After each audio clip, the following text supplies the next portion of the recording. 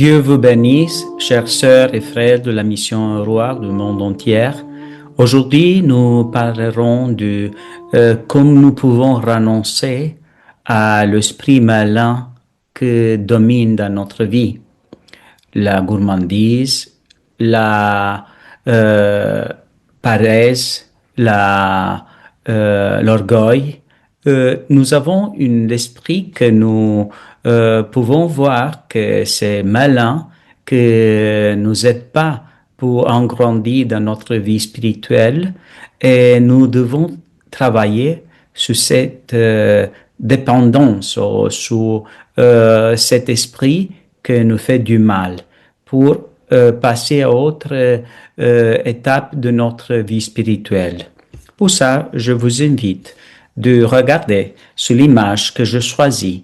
Nous sommes en chaîne, parfois pour ces péchés de impurité, de confusion, de prendre pas de décision, de prier pas, de paresse, de gourmandise. Comment est-ce que nous pouvons renoncer à l'esprit malin qui domine? Parce que si nous ne renonçons pas, nous sommes esclaves et nous voulons être libres parce que nous sommes fils et filles de Dieu. Nous invoquons l'Esprit Saint. Cet hymne est particulièrement insupportable pour le démon qui provoque des maux de tête, fatigue sans raison et qu'il fait dormir pendant la prière. Il est aussi insupportable pour le démon qui provoque nervosité, excite la colère et provoque les disputes. Ne le supporte pas non plus l'esprit invoqué dans le maléfice. Nous pouvons prier ensemble, vous pouvez fermer les yeux, élever votre main au ciel et invoquer l'Esprit Saint. Viens l'Esprit Saint en nos cœurs et envoie du haut du ciel un rayon de ta lumière. Viens en nous, Père de pauvres, viens dispensateur de dons, viens lumière de nos cœurs, consolateur souverain, hôte très doux de nos âmes, adoucissant fraîcheur. Dans le labeur, tu es le repos, dans la fièvre, le fraîcheur, dans le pleur, le réconfort. Là, ce qui est souillé en moi avec le sang du Christ, banne ce qui est aride dans mon esprit avec l'eau du côté du Christ, ô lumière bienheureuse. Viens remplir jusqu'à l'intime le corps de tous tes fidèles. Sans ta puissance divine, il n'y a rien dans l'homme, rien que soit pur. Guéris ce qui est blessé dans ma vie avec la santé pleine de Jésus. Assouplis ce qui est rigide dans mon intelligence avec ton onction souveraine. Enflamme ce qui est froid dans mon cœur avec la flamme de ton amour. Redresse ce qui est égaré dans mon entendement avec la splendeur de ta vérité. À nous tous qui avons la foi et qui confions en toi, donne-nous ces dons sacrés, donne-nous mérite et vertu, donne-nous le salut éternel, donne-nous la joie éternelle. Amen. Prions. Esprit Saint, mon Seigneur et mon Dieu, tu es le Seigneur qui donne la vie, le dispensateur de bénédictions divines, manifeste ta puissance dans mon être, renouvelle en moi le don de la grâce. Tu as fait de moi un fils de Dieu en Jésus-Christ, le Fils unique engendré. Viens à moi maintenant, Esprit du Seigneur. Amen. Nous avons choisi deux évangiles, plus évangiles, pour comprendre exactement comment est-ce que c'est le péché dominant, qu'est-ce qu'il fait dans nous.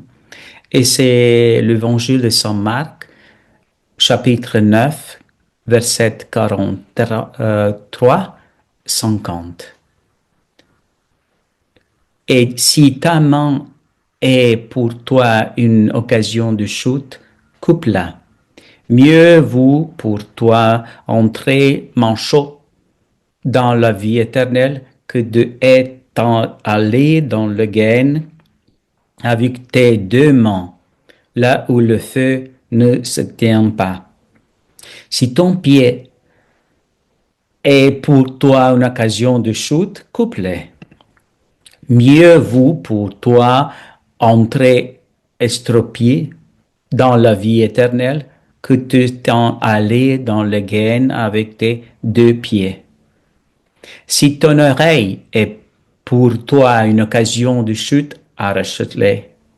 Mieux vaut pour toi entrer borgne dans le royaume de Dieu que de t'en aller dans le gain avec tes deux yeux, là où le ver ne meurt pas et où le feu ne se tient pas.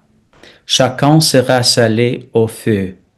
C'est une bonne chose que le sel. Mais s'il cesse d'être du sel, avec quoi allez-vous lui rendre sa saveur? Ayez du sel en vous-même et vous et vivez en paix entre vous. Et acclamons la parole de Dieu. Gloire à toi, Seigneur Jésus. Voilà, Jésus prend de chaque euh, part de notre corps, les yeux, les mains, le cœur, chaque part de notre vie, c'est important pour Dieu. Mais c'est pas nécessaire de le couper, de détruire notre corps. Nous devons simplement changer en intérieur. Je rappelle qu'une personne qui était en prison a lu cet morceau d'évangile et il a pensé, je dois détruire mon corps, je dois quitter mes yeux parce que je suis pas capable de voir comme Dieu veut. Et après, le prêtre, il a expliqué, non, c'est nécessaire de donner à Jésus les yeux, de demander à lui de changer dans ton intérieur toutes les choses. De cette façon, c'est Dieu, c'est Jésus avec toi que tu corriges et va commencer à changer toute ta vie. Nous sommes comme le sel dans le monde entier. Tous les chrétiens, nous sommes le sel que donne beaucoup de substances au monde entier. Mais le sel, qui est l'amour, qui est la joie, la paix, la patience, le bonheur, c'est le sel de Dieu dans le monde. Et ayez du sel en vous-même veut dire avec paix, avec la paix entre vous, avec joie, avec tout l'ingrédient que veut montrer à Jésus dans notre corps. Pour ça, nous avons besoin de la communion avec Dieu chaque jour. Nous avons besoin de la Sainte Messe chaque jour pour comprendre comment est-ce que nous pouvons changer, comment est-ce que nous pouvons changer la force d'embrasser, d'utiliser notre main, notre yeux, notre bouche pour devant aussi le Fils de Dieu et pas esclave. Parce que le péché dominant nous fait d'esclaves. Maintenant, nous entrons aussi dans autre évangile, Matthieu 12, chapitre 12, verset 40 jusqu'à 45. Lecture de Saint Évangile selon Saint Matthieu. En effet, comme Jonas est resté dans le ventre du monstre marin 3 jours et 3 nuits, le Fils de l'homme restera même au cœur de la terre 3 jours et 3 nuits. Lors du jugement, les habitants de Ninive se lèveront en même temps que cette génération, ils la condamneront. En effet, ils seront convertis en réponse à la proclamation faite pour Jonas et il y a ici bien plus que Jonas. Lors du jugement, la reine de Saba se dressera en même temps que cette génération et elle la condamnera. En arrivant, il y a l'enfer. Elle est venue des extrémités de la terre pour écouter la sagesse du Salomon, et il y a ici bien plus que Salomon. Quand l'esprit impur est sorti de l'homme, il parcourt des lieux arides en cherchant où se repose et il n'est pas trouvé pas. Alors il se dit, je vais retourner dans ma maison d'où est-ce que je suis sorti. S'il la trouve inoccupée, balayée et bien ranglée, alors il se va, il prend avec lui 7 autres esprits, encore plus mauvais que lui, il y entre et s'il installe. Ainsi, l'état de cet homme-là est pire à la fin que le début. Voilà ce qu'il arrivera à cette génération mauvaise. Acclamons la parole de Dieu. Gloire à toi, Seigneur Jésus.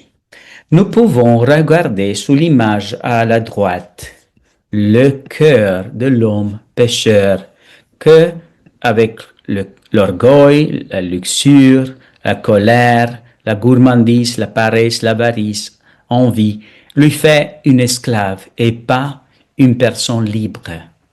Pour ça, nous devons nous demander, en ce moment, est-ce que je suis libre ou je suis esclave de orgueil parce que je ne pardonne pas, d'avarice parce que je ne partage pas mes biens avec les autres, d'envie parce que je ne suis pas contente avec que je suis, que j'ai, la colère parce que je ne contrôle pas mon tempérament. La paresse parce que je ne serve à les autres avec humilité. La gourmandise parce que je mange de plus, le bleu peut boire de plus, je consomme de plus. Et la luxure parce que je ne regarde pas avec amour les personnes. Tu dois te demander et répondre dans ton intérieur.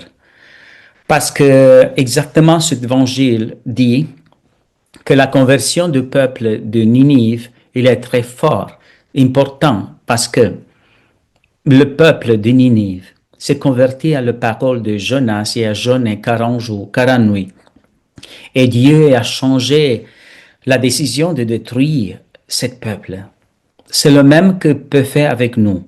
Si nous laissons à l'Esprit Saint d'entrer à notre cœur, si nous laissons à Dieu de nous confesser, d'aller à la confession, si nous faisons qu'est-ce que une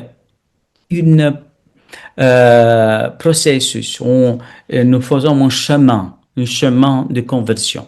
Ce chemin de conversion, c'est très important parce que si commence maintenant, tu peux aussi agrandir ton amour avec Dieu. Parce que tu es un fils de Dieu et tu peux renoncer à être esclave. Pour ça, Dieu nous invite de penser comme la reine de Saba, comme le peuple de Ninive s'est converti. Peut-être aussi nous pouvons faire le même et nous pouvons décider, voilà, Jésus vient chez moi et rompt cette chaîne. Le chapitre 18 de Saint Matthieu, dans l'Évangile, Jésus nous dit, Amen, je vous le dis, tout ce que vous aurez lié sur la terre sera lié dans le ciel. Et tout ce que vous aurez délié sur la terre sera délié dans le ciel. Se parle acclamons la parole du Seigneur, gloire à toi, Seigneur Jésus. Ici, se parle aussi de la confession, mais aussi de notre péché, de notre dépendance, de notre esprit malin, que dominante, qui ne fait pas en grandir. Et ça, Et c'est une bataille spirituelle que nous devons donner, faire chacun de nous. Rappelez-vous, c'est l'esprit qui vivifie. La chair ne sert de rien. Les paroles que je vous le dis sont esprit et vie. Pour ça, chacun de nous, nous pouvons rappeler ce évangile de Saint Jean, chapitre 6, verset 63. Et de cette façon, nous pouvons dire que l'esprit en moi peut changer tout. Rappelez-vous que tout que nous aurons lié sur la terre sera lié dans le ciel. Est-ce que tu veux lier tes enfants à tes amis, ta famille, à l'orgueil, à la luxure? Mais le premier, pour délier, tu dois délier toi-même avec le jeûne, la prière. On regarde comment ça peut délier. Rappelle-toi bien Matthieu 18, 18. Voilà, là, Luisa Picaretta, dans le livre du ciel, elle a reçu ce message de Jésus. Très intéressant, très important pour nous parce que nous aide de comprendre comment est-ce que nous pouvons changer. L'âme qui vit dans ma volonté perd son tempérament et acquiert le mien. On trouve dans l'âme qui fait ma volonté un tempérament attrayant, plaisant, pénétrant, digne et d'une simplicité enfantine. En somme, elle me rassemble en tout. Elle domine son tempérament comme elle le veut et comme c'est nécessaire. Puisqu'elle vit dans ma volonté, elle possède mon pouvoir et ainsi elle dispose de tout d'elle-même, selon les circonstances et les personnes qu'elle rencontre. Elle prend mon tempérament et elle en dispose. Qu'est-ce que veut dire Jésus avec ça? Ta volonté soit faite sur la terre comme au ciel. L'âme qui vit dans la volonté de Dieu, abandonnée, amant la volonté de Dieu, amant tes parents aussi comme ça, tes parents, ta femme, ton mari, tes enfants, accepter la volonté de Dieu, abandonner dans le monde de Dieu. Et qu'est-ce qu'il fait? Et prendre le tempérament attrayant de Jésus, plaisant, pénétrant, digne, d'une simplicité enfantine, et peut l'utiliser en toutes les circonstances de la vie, dans les personnes, les circonstances que tu peux vivre. C'est incroyable parce que c'est vivre abandonné dans le monde de Jésus, en disant, je ne peux pas lutter avec ces péchés dominants, ces esprits malins. Et pour ça, je jeûne, je prie, je demande la grâce, je veux renoncer à l'esprit d'orgueil. Je veux pardonner à mon mari, je veux pardonner à ma femme. Ce sont des situations difficiles. Quand tu peux dire, ah, mais il m'a trahionné, il m'a fait du mal, elle m'a fait du mal, aussi m'a parlé mal.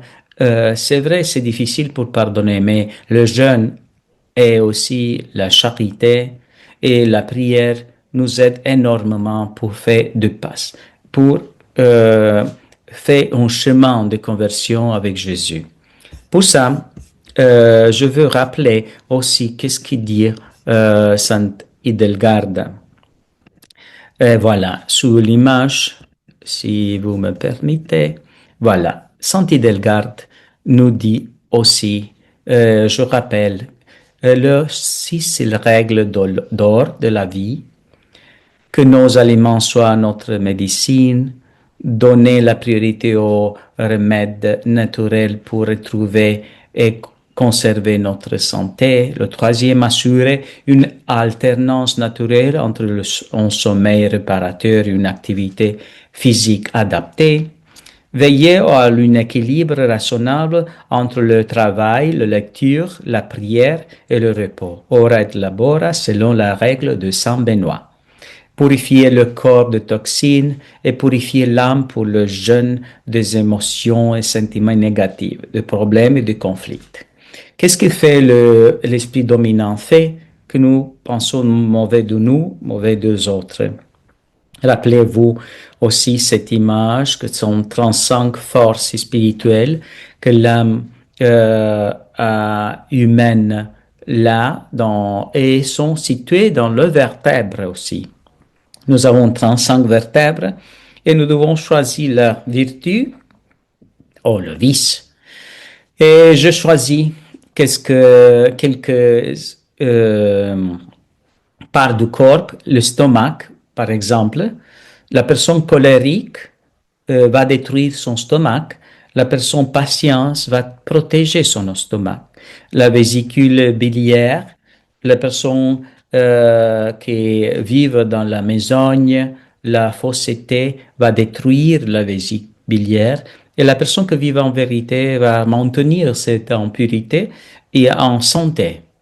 L'organe excréteur, la personne orgueilleuse, petit à peu, va donner l'importance aussi à l'organe excréteur et va faire orgueil de sa vie, son corps. La personne humile aussi va rendre grâce à Dieu pour chaque part de son corps, mais avec simplicité. Le système cardiovasculaire va être très affecté à les personnes qui sont avides, qui sont pleines d'avarice, avidité. Les personnes qui sont généreuses va protéger le système cardiovasculaire. La sainte Hildegard de Bingen, docteur de l'Église, disait que le jeûne, la prière et la charité nous aident à transformer notre caractère et à lutter en conséquence de l'esprit malin et nous aident aussi à lutter contre le péché dominant qui nous a servi le plus. Et nous savions que chacun de nous avons une lutte spirituelle et nous devons le donner. Je rappelle aussi le point, 5 points, que l'école de la vie, de monter vers la volonté de Dieu, de vivre dans la divine volonté, selon Sainte Hildegard de Bingen. Le premier est vivre dans la misère. Et nous devons décider, inviter à Jésus en nous, prier, faire les ordres de passion de Jésus à Luis Picaretta et en disant, voilà, je veux renoncer à la misère. Le deuxième, vivre dans le pressoir. Fausseté ou mensonge, dire oui ou non en même temps par notre conversion. La gourmandise et l'avidité, l'avarice sont encore présents. Et nous, on sort le pressoir et pratiquons la vertu. Qu'est-ce que veut dire? À chaque point, je veux dire qu'avec le jeûne, avec la charité, avec la prière, on grandit. Chaque période de jeûne, chaque période de prière profonde, chaque période que nous faisons de charité, nous pouvons passer à l'autre étape. La troisième étape, c'est la fosse du dragon et du serpent. Les 7 péchés capitaux enchaînent l'homme, la luxure, l'orgueil et le rendent malade. L'humilité, l'amour, l'espérance, la confiance, l'abandon, la paix, la patience est présent. Il faut quitter la fosse et gravir la montagne.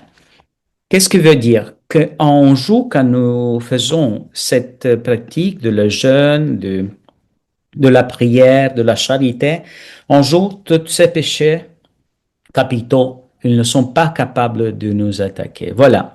Nous arrivons au le quatrième, le monter jusqu'au sommet. Il faut affronter le fléau. Injustice, la discorde, l'envie, la dispute, la rancune, il faut lutter. Et pour ça, pour arriver à la tente d'or, nous devons accepter toute l'injustice avec amour, avec l'abandon de la divine volonté. Dans la tente de l'or, les 7 péchés capitaux sont sous contrôle.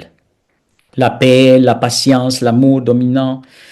On vit très proche de Dieu. Nous avançons jusqu'au sommet de notre vie spirituelle grâce à l'aide de notre ange gardien.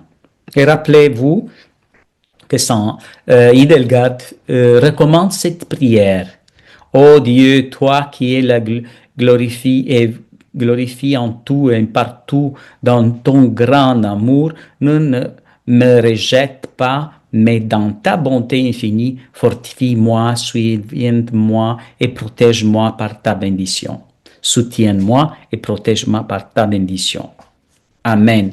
C'est joli, c'est important parce que renoncer à l'esprit dominant, c'est une bataille. Si tu es orgueilleux, tu dois être humble, mais tu fais la bataille. Et avec le jeûne, la prière et la charité, c'est plus facile. L'avarice, c'est avec la générosité, la charité. Nous pouvons lutter. Et impurité, avec la purité, en renoncer chaque jour à les actes d'impurité. Les envies avec le prochain amour, en remerciant pour ses présences. La gourmandise est vaincue avec le jeûne, la tempérance et la colère avec la bonté.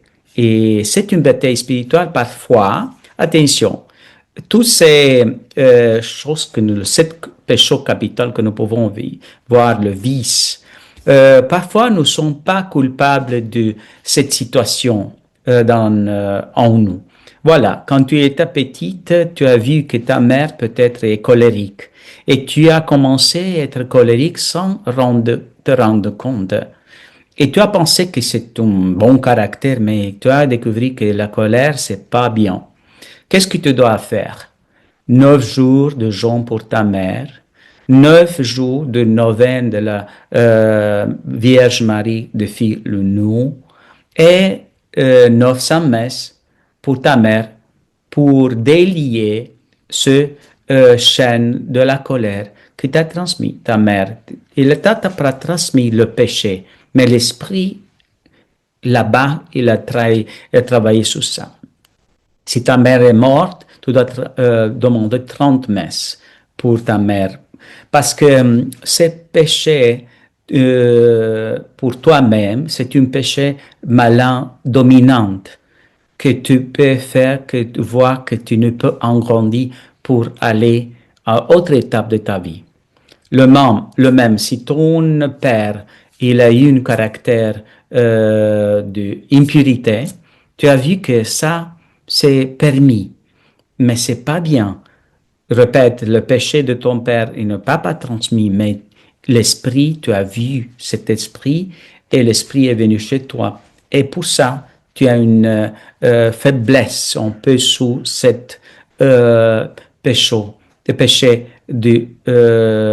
d'impurité. Qu'est-ce qu'il doit faire? Si ton père est vivant, et 9 messes pour lui, 9 jours de la neuvaine de Fille-le-Nou et aussi 9 jours de jeûne.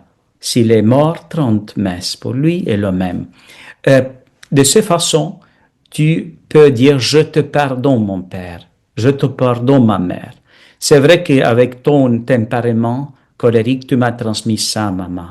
Et c'est vrai que avec ton tempérament impur, tu m'as transmis ça, mon père. Mais je te pardonne et je délie tous les rancœurs qui a généré ça et le même péché qu'il a généré. Et je te donne mon amour et je demande à Dieu de te pardonner. De cette façon, nous avons la possibilité de quitter les conséquences de cet péché dominant en nous, parce que ce sont des conséquences qui sont très, très importantes et c'est pas bien ça. L'amertume, dépression, découragement, le peur existentiel qui conduit à la panique, la majorité de péchés capitaux, pensée constante de la danger, peur, comme notre vie comme un cinéma intérieur de terreur, insécurité, maladie, comme je le dis aussi à notre méditation, pauvreté et misère. L'être d'esprit mauvais dans notre vie par des complexes d'infériorité ou supériorité. L'entrée de l'esprit mauvais dans notre vie est par le complexe d'infériorité et supériorité. Parfois, nous pensons que nous ne sommes pas dignes devant à Dieu et c'est une complexe d'infériorité. Dieu t'aime et tu dois t'apprécier de plus.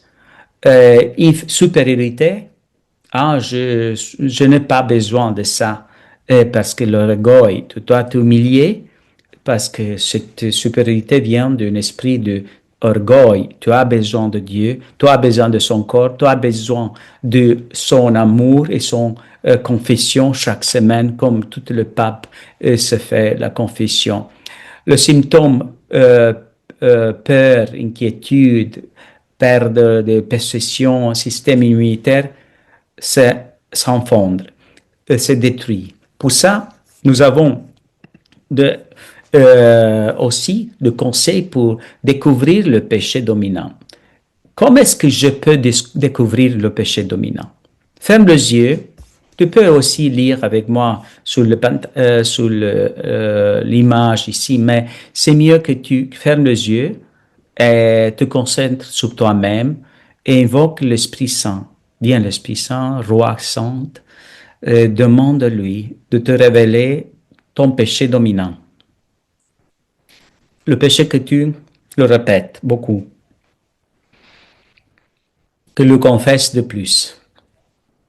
Examine le pensée que te vient de tes façons incontrôlées.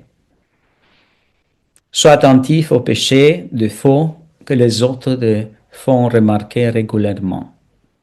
Si les personnes qui sont à côté de toi te disent que tu es impatient, que tu es pas cortèse, pas avec amour, peut-être c'est l'esprit d'orgueil. Réfléchis au péché que tu répètes le plus souvent dans le confessionnaire. Si la critique, c'est l'orgueil. Si l'impurité, c'est une blessure là-bas. C'est un exemple mauvais de ta famille. Observe la faute que tu as la tendance à pardonner le plus. Rappelle dans ce moment les choses qui a fait ta mère et tu le répètes comme péché, comme esprit malin. Aussi, regarde ton père et vois qu'est-ce que tu répètes de ton père. Si elle est colérique, impure, une personne triste, et tu répètes le même. Regarde ce que tu critiques le plus chez les autres. Et cela pourrait être très propre de fond. Entre en toi-même et parle de tes péchés avec quelqu'un de confiance que tu connais bien, parent, épouse, épouse. Une fois que tu as identifié ton péché dominant, et peut-être aussi la cause, confesse et demande le conseil au prêtre pour apprendre à lutter contre ce vice. Tu peux dire, Jésus, Jésus, Vierge Marie, je te présente ma mère dans ta divine volonté et je te demande pardon pour ces péchés, pour ce tempérament colérique, ou d'orgueil, ou d'impurité, ou de paresse, ou de gourmandise, ou d'avarice, ou d'envie, qu'a fait de moi une personne insécure, une personne pas bien en mon intérieur. Il m'a fait répéter aussi des péchés qu'il a fait ma mère, avec le même esprit de colère, d'orgueil, de critique, de avarice. Aide-moi, Jésus, de couper cet péché, cette dépendance, cet esprit malin dominant, avec 9 jours de jeûne pour ma mère, avec 9 jours de la neuvaine de filles le nu, et aussi avec 900 messes pour ma mère. Avec Jésus et la Vierge Marie dans la divine volonté te présente mon Père, et aussi je te demande pardon pour son tempérament colérique, impur, de supériorité, d'angoisse, d'abandon. Il a fait de moi une personne insécure. Aide-moi, Jésus, avec le jeûne de 9 jours, de la neuvaine de Finou et aussi le 30 messes ou 9 messes pour mon Père, de couper ces esprits mauvais que me fait beaucoup de mal et ne me fait engrandir dans ta divine volonté. Dans ce moment, ferme les yeux et pense un peu à nous-mêmes, à la famille. Est-ce que dans ta famille, il a été un tempérament sanguin? Qu'est-ce que veut dire? Il a un caractère joyeux et vif, mais il est enclin à la frivolité, à la instabilité, à l'exagération, à la impurité. Nous devons renoncer à cet tempérament sanguin. Tempérament colérique. Pense maintenant, ferme les yeux, pense à toi-même, mais aussi à ta famille. C'est une personne irritable, inclinée à l'orgueil, à l'intentement, à la domination, à la désobéissance, à la colère, à l'intolérance, à la dureté, à l'envie, à la vanité et à la impudence. Est-ce que tu te trouves dans ça? Ou quelqu'un de ta famille?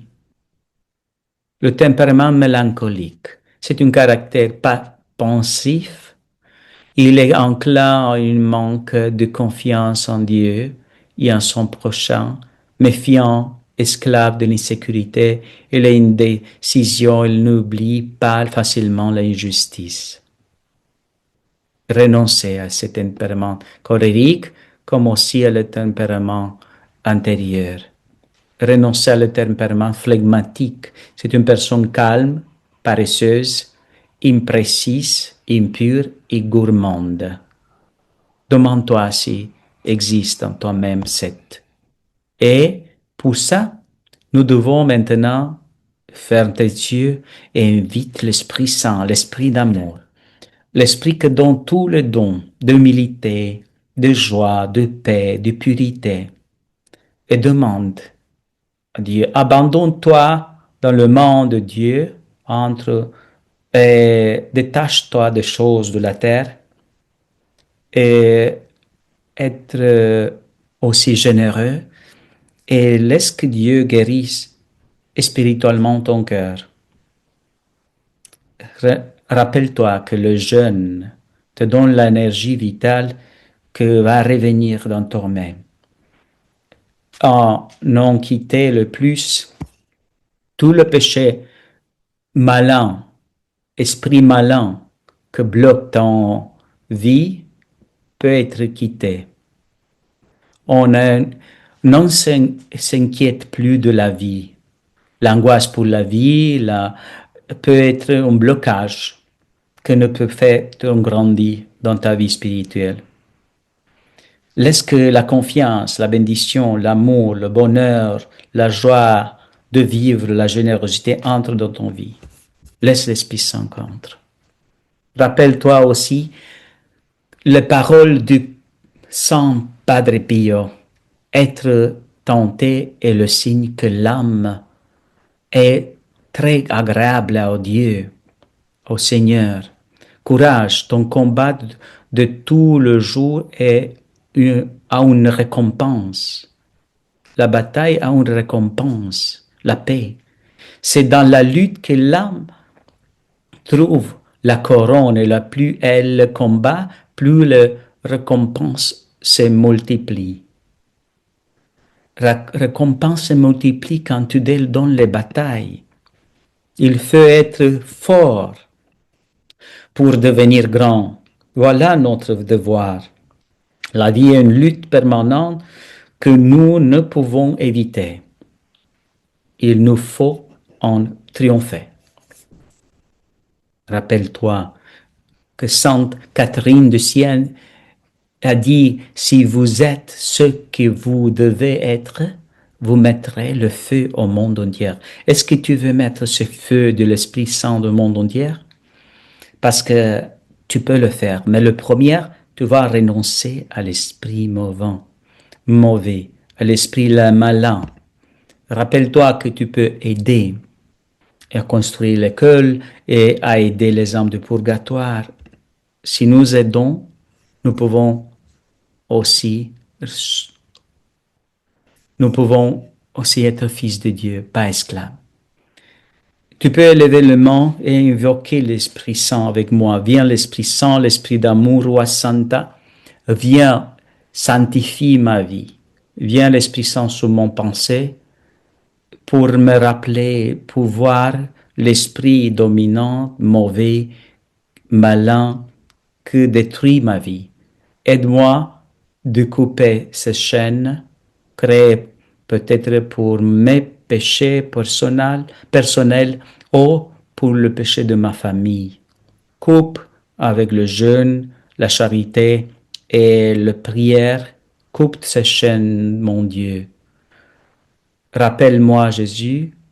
Aide-moi, Jésus, dans ce chemin.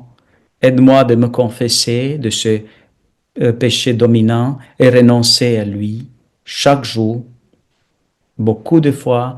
Est-ce que combien de fois est nécessaire jusqu'à elle ne vient pas plus, cet esprit malin pour me faire du mal, cet esprit d'orgueil, de ne pardonner les autres, de parler mal des autres, cet esprit d'impurité, de ne regarder les autres avec l'amour et la simplicité, c'est l'esprit de gourmandise qui me fait manger de plus, dormir de plus, cet esprit, je veux renoncer à l'esprit de avarice que ne me fait partager ce que tu veux que je partage, cet esprit de paresse qui me bloque pour en grandir et envie qui me fait aussi n'aimer pas les autres comme tu l'aimes.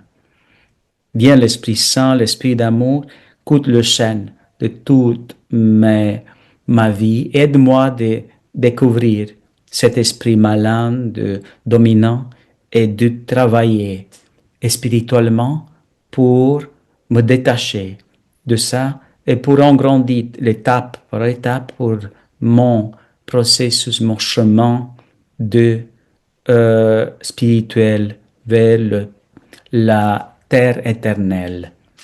Et l'Esprit Saint vient chez moi, illumine ma conscience pour prendre de bonnes décisions, pour aller à la messe chaque jour, pour me confesser souvent et pour faire des actes de charité plus suivants.